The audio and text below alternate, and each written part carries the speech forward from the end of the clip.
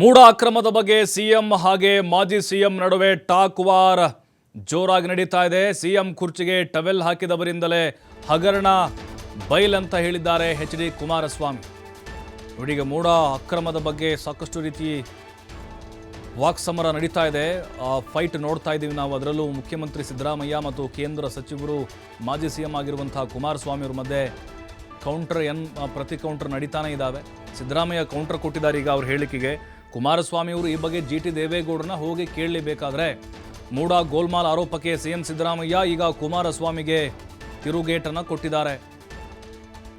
ಈಗ ಅವರು ಹೇಳಿದ್ರು, ಸ್ವಪಕ್ಷದವರ ವಿರುದ್ಧವೇ ಆರೋಪವನ್ನು ಮಾಡಿದ್ರು. ಅಂದರೆ ನಿಮ್ಮ ಪಕ್ಷದವರೇ ನಿಮ್ಮನ್ನ ಮುಖ್ಯಮಂತ್ರಿ ಸ್ಥಾನದಿಂದ ತೆಗಿಲಿಕ್ಕೆ ಈ ರೀತಿಯಾಗಿ ಮಸಲತ್ತು ಮಾಡಿದ್ದಾರೆ ಅನ್ನುವಂಥ ಹೇಳಿಕೆಯನ್ನು ಕುಮಾರಸ್ವಾಮಿ ಅವರು ಕೊಟ್ಟಿದ್ರು. ಅಂದರೆ ಟವಲ್ ಹಾಕಿದವರು. ಇದಕ್ಕೀಗ ಸಿದ್ದರಾಮಯ್ಯನವರು ಕೌಂಟರ್ ಕೊಟ್ಟಿದ್ದಾರೆ, ಹೋಗಿ ಜಿ.ಟಿ. ದೇವೇಗೌಡರನ್ನ ಕೇಳಿ ಅಂತ.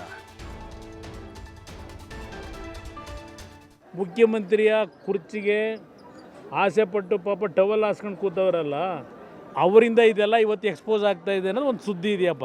ಇಲ್ಲಿ ಆ ಮುಖ್ಯಮಂತ್ರಿಯ ಸ್ಥಾನಕ್ಕೆ ಪೈಪೋಟಿ ನೀವು ಪ್ರತಿನಿತ್ಯ ಬರಿತಾ ಇದ್ದೀರಿ, ನಂದಲ್ಲ ಇದು. ಆ ಪೈಪೋಟಿನಲ್ಲಿ ಪಾಪ ಮುಖ್ಯಮಂತ್ರಿಗಳ ಪಾರದರ್ಶಕತೆ, ಅವರ ಆಡಳಿತ ಹೇಗಿದೆ ಅಂತಕ್ಕಂಥದ್ದನ್ನು ಅವರ ಪಕ್ಷದಲ್ಲೇ ಇರ್ತಕ್ಕಂಥವ್ರು ಮುಖ್ಯಮಂತ್ರಿ ಆಸೆ ಇಟ್ಟವರು ಇದೆಲ್ಲವನ್ನು ಎಕ್ಸ್ಪೋಸ್ ಮಾಡಿ ಅವ್ರನ್ನ ಇಳಿಸ್ಲಿಕ್ಕೆ ಏನೇನು ಮಾಡಬೇಕು ಅಂತ ಹೊರಟಿದ್ದಾರೆ ಅನ್ನೋದು ಚರ್ಚೆ ನಡೀತಾ ಇದೆ ರಾಜಕೀಯದ ವಲಯದಲ್ಲಿ.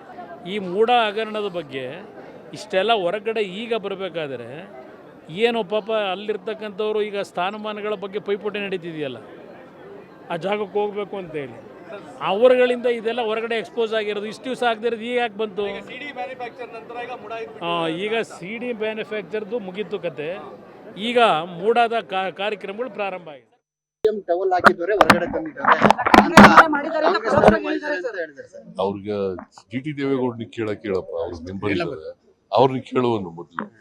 ಟವಲ್ ಹಾಕಿದವರೇ ಹೊರಗಡೆ ತಂದಿದ್ದಾರೆ. ಅವ್ರಿಗೆ ಜಿ.ಟಿ. ದೇವೇಗೌಡನಿಗೆ ಕೇಳಪ್ಪ, ಅವ್ರ ಮೆಂಬರ್ ಇದ್ದಾರೆ, ಅವ್ರನ್ನ ಕೇಳುವನು ಮೊದಲು.